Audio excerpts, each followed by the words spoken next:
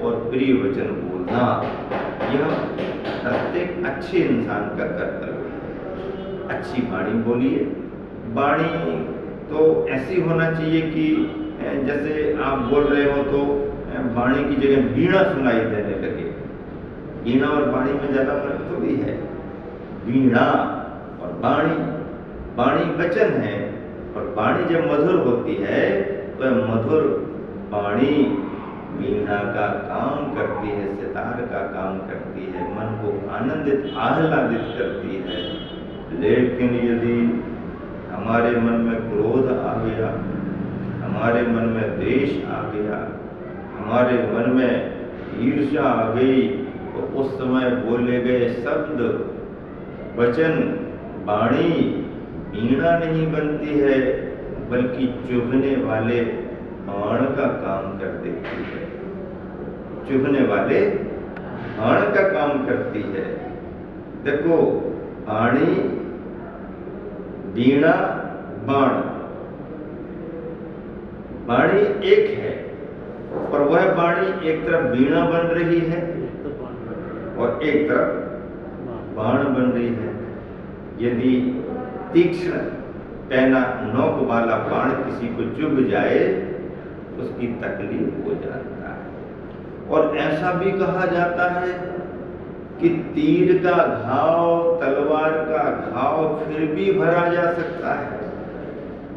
शरीर पर आए हुए तीर तलवार के घाव समय पाकर के फिर भी भर जाते हैं, लेकिन वाणी का घाव जो अंदर उतर जाता है, वह दवाइयां, औषधियां समय पाकर भी जल्दी नहीं भरता है। इसीलिए वचनों को बोलते समय नपा तुला होना चाहिए।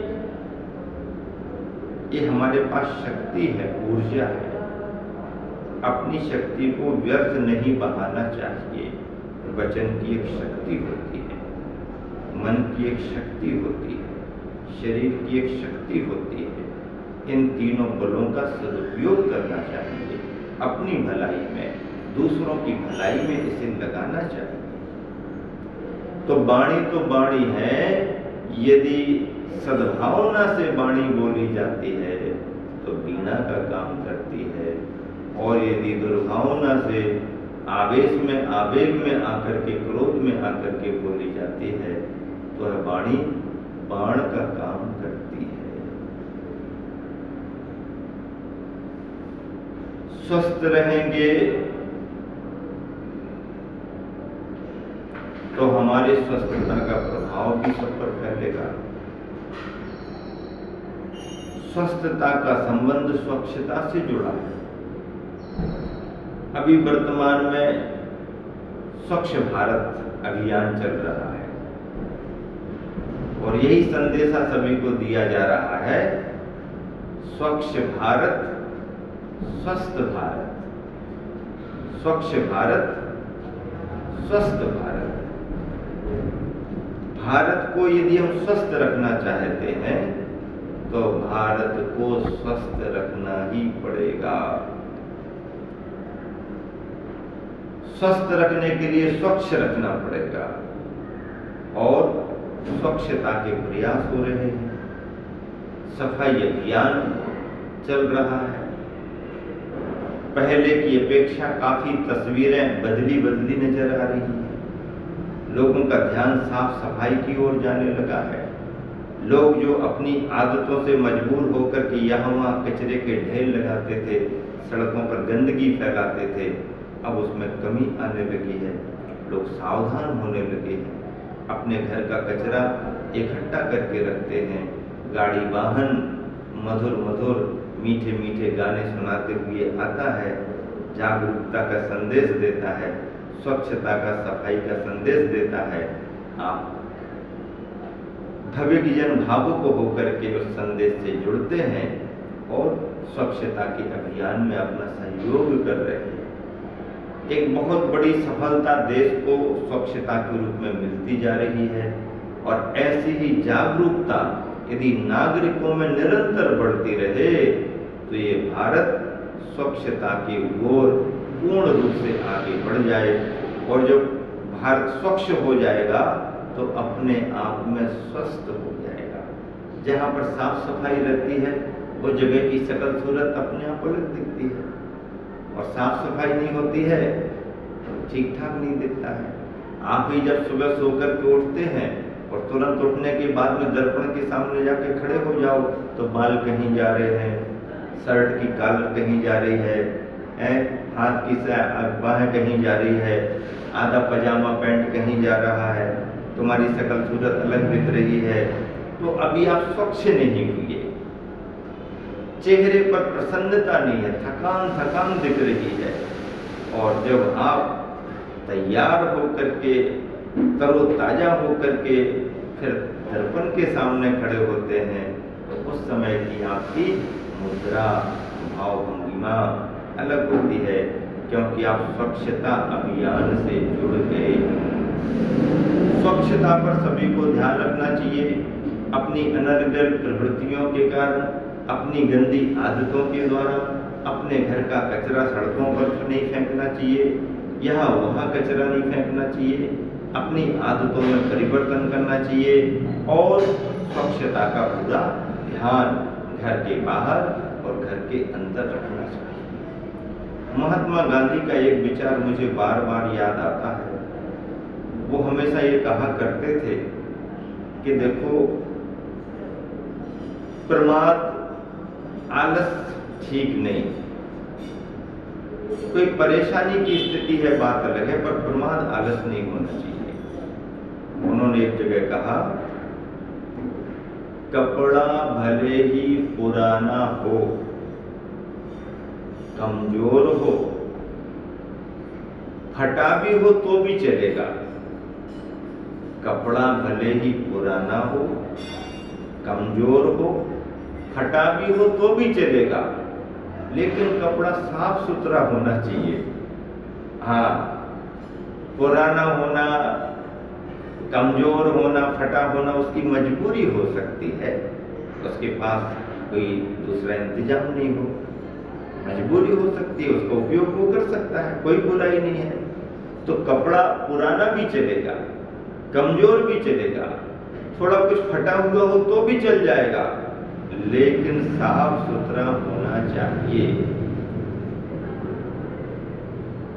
साफ सुथरा यदि कपड़ा नहीं है तो ये तुम्हारी मजबूरी नहीं है, ये तुम्हारा प्रमाद है, ये तुम्हारा आलस है। ये प्रमाद और आलस की आदत ठीक नहीं है, इसे दूर करो। आलस्य प्राणी का सबसे पहला और सबसे बड़ा शत्रु माना गया। आलस प्राणी का सबसे पहला और सबसे बड़ा शत्रु माना गया है। प्रमाद नहीं, सावधानी रखना। कई बार अपनी शक्ति को लेकर के हम इतने अहंकार में चले जाते हैं कि बाद में धोखा खा जाते हैं। और एक कमजोर आदमी जो पहले से ही चिंतित है, हमारे पास साधन कम है, सुविधाएं कम हैं, कैसे हम पहुंच पाएंगे, हमारा तो नंबर ही नहीं लगेगा, बड़े बड़े लोग तो पहले पहुंच जाएंगे, चलो चलते हैं, चलो बैठने का काम नहीं, सुविधाओं का काम नहीं, चलना तो शुरू करो। और वो कमजोर भी आलस को छोड़ करके निरंतर आगे बढ़ता है तो बल जोर से भी पहले पहुंच जाता है। जब प्राइमरी में पढ़ते थे तो स्कूली पाठ में, हिंदी की किताब में एक कहानी आती थी, कछुआ और खरगोश। कछुआ और खरगोश पढ़ने में अच्छी लगती थी, दो चित्र बने रहते थे। खरगोश उछल कूद कर रहा है, स्पीड से आगे बढ़ रहा, कछुआ धीरे धीरे चल रहा। फिर खरगोश को देखा आगे जाके, अरे मैं तो अभी पहुंचता हूँ, आराम तो करने दो पहले, कब आ पाएगा कछुआ, बहुत समय लगेगा, सोने दो जरा। और कछुआ खरगोश आराम करने लगता है तो खरगोश आराम करता रहता है और कछुआ बिना आराम के राम राम करता हुआ राम राम करता हुआ आराम करना हमारे जीवन में कहाँ है? राम राम का नाम लेते चले चलो और कछुआ पहले पहुंच जाता है, खरगोश तेज धावक होकर के भी पीछे रह जाता है। इसका मतलब क्या है? कहानी ये संदेश देती है, शिक्षा देती है कि अपने जीवन में निरंतरता बनाए रखो। भले साधन कम हो, भले तुम्हारी गति कम हो, भले तुम्हारी क्षमता कम हो, लेकिन अपने लक्ष्य में निरंतरता बनाए रखो, निरंतरता बनाए रखो, निरंतरता बनाए रखो। चरे बेती चरे बेती चरे बेती चरे बेती चरे बेती, रोज करना रोज चलना। ऐसा लक्ष्य जो बना लेता है वह अपने गंतव्य को प्राप्त कर लेता है। गुरुवर आचार्य विद्यासागर जी जिस समय कर्नाटक दक्षिण भारत छोड़ करके उत्तर भारत आ गए और गुरुवर ज्ञान सागर जी महाराज जी के चरणों में ब्रह्मचारी अवस्था में पहुंच गए। सफर लंबा किया, कठिनाइयां बहुत झेली, लेकिन जो लक्ष्य था वो प्राप्त कर लिया। गुरुवर ज्ञान सागर जी के चरणों में पहुंच गए। ज्ञान सागर जी महाराज जी को भी बड़ी प्रसन्नता हुई। एक होनहार युवा इतनी दूर से चलकर स्वयं मेरे पास तक आया है, जिज्ञासा है, कुछ पाने की ललक है और निवेदन सुना गया, आशीर्वाद दिया गया, अध्ययन प्रारंभ करा दिया गया। और जब अध्ययन प्रारंभ करा दिया गया तो गुरुवर आचार्य श्री ने उस समय ब्रह्मचारी विद्याधर की अवस्था में सारी बातों को गौन करके केवल एकमात्र अध्ययन, गुरु सेवा, अध्ययन, गुरु सेवा, अध्ययन, अध्ययन, अध्ययन, बस और कोई लक्ष्य नहीं। चले बेती चले चलो, पढ़ते रहो, करते रहो।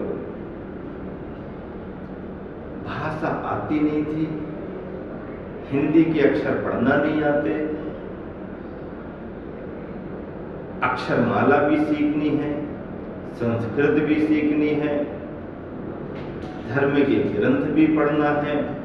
पढ़ाने वाले की उम्र 80 वर्ष की हो गई, पढ़ने वाले की उम्र अभी 21 वर्ष की है।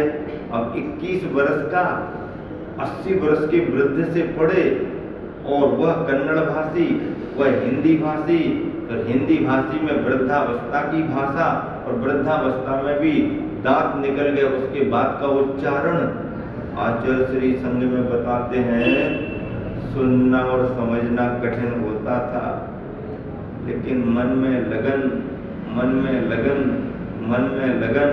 करना है, आराम नहीं करना, मेहनत करनी और उस लक्ष्य का परिणाम आज गुरुवर खुले आसमान में ध्रुव तारे की तरह चमक रहे हैं। ध्रुव तारा, अटल ध्रुव तारे की तरह चमक रहे हैं। कितना उपादान जागृत किया, बहुत बड़ी बात। और यदि कोई कहे भी कि विद्याधर आराम कर लो, अभी कल ही परीक्षा थोड़ी होनी है, तो कहते आप कल की बात कर रहे हैं, मेरी परीक्षा तो रोज होती है, हर क्षण होती, मुझे तो हर क्षण परीक्षा देनी है। क्या कहते? 4 पंक्तियां मुझे याद आ रही हैं, इस संदर्भ में किसी ने लिखी है। गहन सघन बन मोहन मन तरु, गहन सघन बन मोहन बन तरु, मुझको आज बुलाते हैं किंतु किए जो मैंने वादे याद मुझे आ जाते हैं। गहन सघन वन मनमोहन तरु मुझको आज बुलाते हैं, किंतु किए जो मैंने वादे याद मुझे आ जाते हैं। अभी कहाँ विश्राम यहाँ, अभी कहाँ विश्राम यहाँ, यह मूक निमंत्रण छलना है। अभी कहाँ विश्राम यहाँ, यह मूक निमंत्रण छलना है। अभी तो मुझको मीलों मुझको चलना है। अभी तो मुझको मीलों मुझको चलना है। अब जिसके लक्ष्य में मीलों मील चलने का हो, वो कहाँ आराम करेगा। आराम कर भी लेगा तो शरीर से आराम कर लेगा, लेकिन मन से तो जागृत बना रहेगा लक्ष्य के लिए। और वह कम क्षमता वाला कछुआ, जिस पर कौन विश्वास करेगा कि ये कछुआ खरगोश के आगे निकल जाएगा। और वह कछुआ कम सामर्थ्य वाला धीरे धीरे चलो भैया, खरगोश तो पहुंच ही गया होगा। अब जितना धीरे चलेंगे उतना और लेट हो जाएंगे, इसलिए चलो, पीछे तो पहुंचना ही, लेकिन चलो तो पहुंच तो जाओ। और ऐसा सोचते सोचते कछुआ रास्ते में कहीं आराम नहीं करता है, निरंतरता बनाए रखता है चलने की। और ऐसी निरंतरता का परिणाम कि कछुआ अपने स्थान पर पहुंच गया। लेकिन खरगोश ने क्या सोचा, अरे कछुआ इतना धीमा चलता है, कहाँ पहुंच पाएगा हमसे आगे। और मैं छलांगे भरने वाला, जरा मैं तो कितना आगे निकल जाता हूँ। अभी तो बहुत समय है, आराम करता हूँ। आने तो कछुए को देखेंगे, अभी तो आराम करते हैं, और जरा सी छलांग लगाएंगे, वो निकल जाएंगे। और इस भाव में आकर के आलस और प्रमाद में पड़ गया, तो शक्तिशाली स्फूर्ति वाला वह खरगोश भी कछुए से पिछड़ गया। इसीलिए हमारे पास में साधन ना हो चलेगा, शक्ति कम है चलेगा, लेकिन लक्ष्य की निरंतरता हमारी बनी रहनी चाहिए।